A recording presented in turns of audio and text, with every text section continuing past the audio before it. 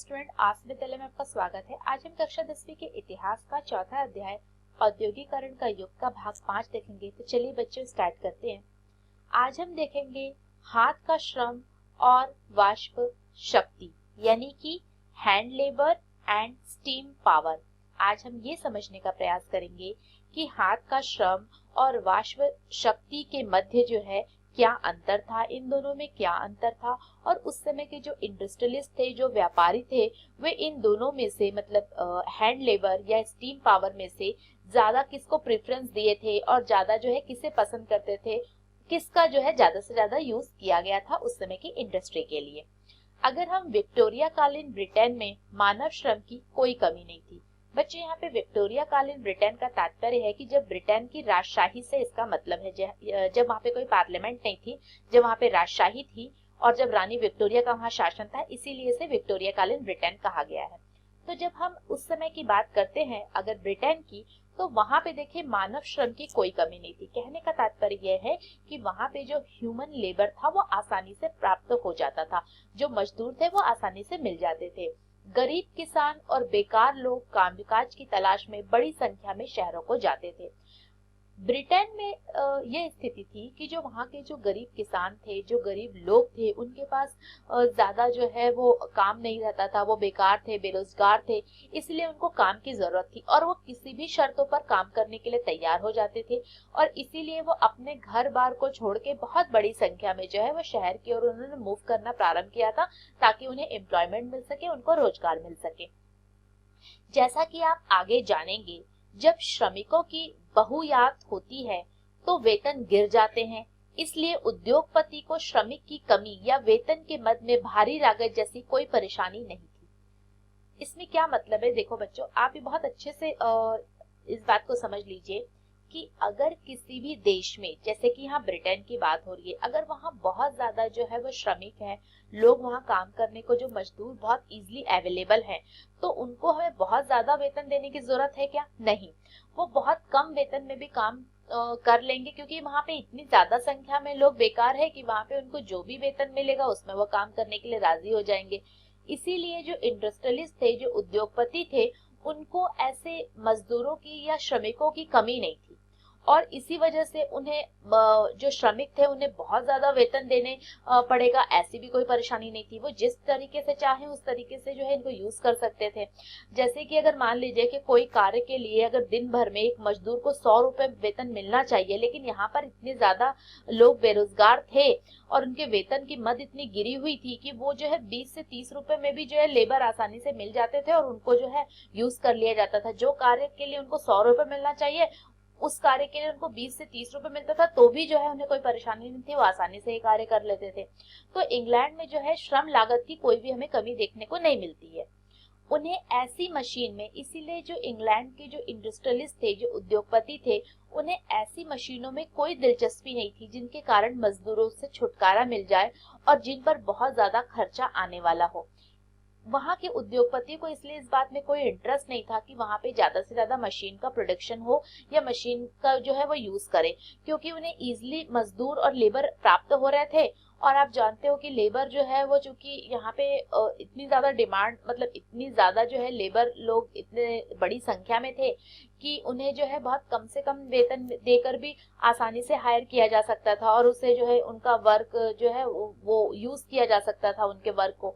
लेकिन अगर हम दूसरी बात करते हैं मशीनों पे, तो मशीन जो थी वो उसके लिए रख रखाव में भी जो है बहुत ज्यादा खर्चा होता है, उन्हें खरीदने में भी खर्चा होता था। तो इसी वजह से जो है मशीनों का यूज वो ज्यादा नहीं करना चाहते थे। बहुत सारे उद्योगों में श्रमिकों की मांग मौसमी आधार पर घटती या बढ़ती रहती थी। अब इस समय क्या था कि जो सीजनल डिमांड होती थी मजदूरों की, और सीजन के हिसाब से जो है वो उनकी मांग कभी बढ़ती थी और कभी कम होती थी। मान लीजिए कि 2-3 महीने किसी सीजन में बहुत ज्यादा मजदूरों की मांग होती थी कि उनकी डिमांड ज्यादा है, ज्यादा से ज्यादा मजदूर चाहिए, और बाकी के महीनों में जो होता है उनकी डिमांड इतनी ज्यादा नहीं रहती थी।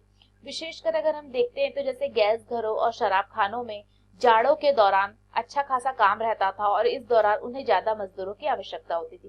तो अगर हम ठंडी या विंटर सीजन की बात करें, तो विंटर सीजन में जो है गैस घर या शराब खानों में लोगों को बहुत ज्यादा मजदूरों की आवश्यकता होती थी, क्योंकि इनकी डिमांड ज्यादा बढ़ गई थी।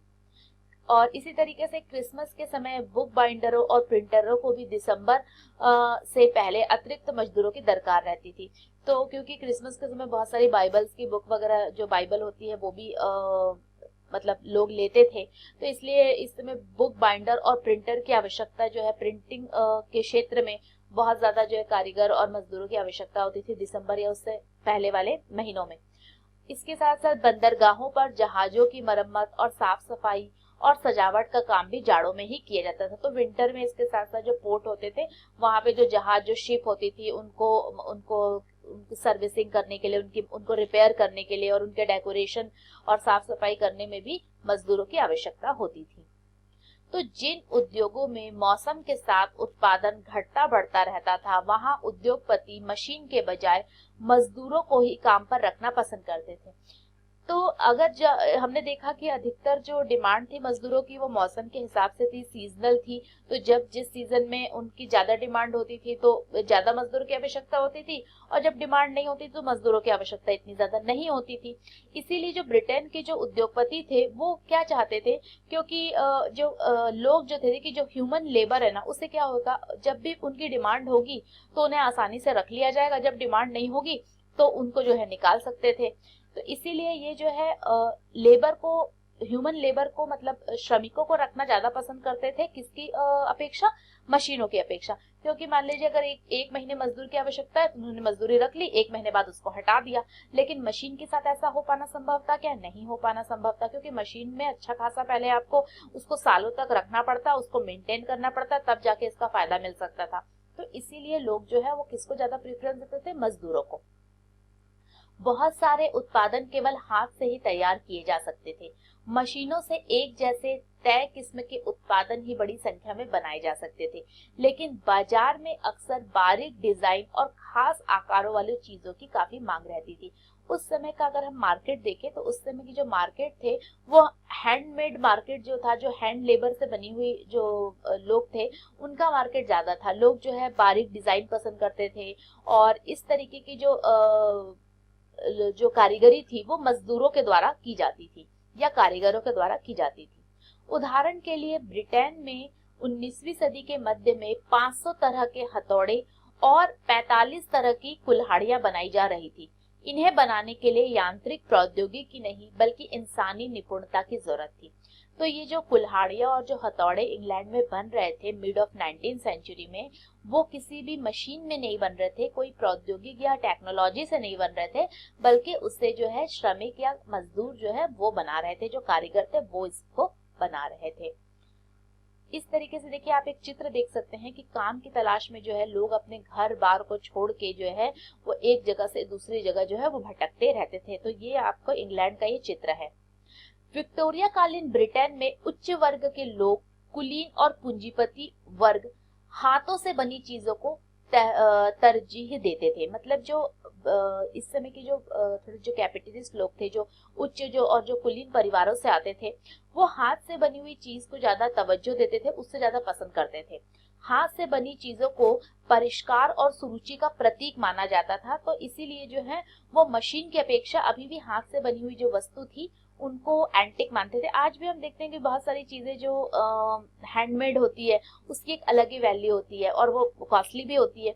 तो उसी तरीके के उस समय वहां भी जो है मार्केट था, और जो खासकर जो अपर क्लास के लोग थे, जो उच्च लोग थे, वो इस तरीके की जो हाथ से बनी हुई वस्तु है उन्हें ही पसंद करते थे, क्योंकि उनकी फिनिशिंग बहुत अच्छी होती थी, उनको एक एक करके बनाया जाता था और उनका डिजाइन भी बहुत सुंदर और अच्छा होता था। मशीनों से बनने वाले उत्पादकों को उपनिवेशों में निर्यात कर दिया जाता था, क्योंकि ब्रिटेन समेत यूरोप के बहुत सारे देश के उपनिवेश थे। तो जो मशीन से जो भी चीज बनती थी वो वहां के उपनिवेशों में जो है भेज दी जाती थी, और इंग्लैंड या फिर जो यूरोपियन कंट्री थी जहाँ पे अच्छे लेबर मिल जाते थे, वहां पे जो है हाथ की बनी हुई चीजों का ज्यादा यूज होता था।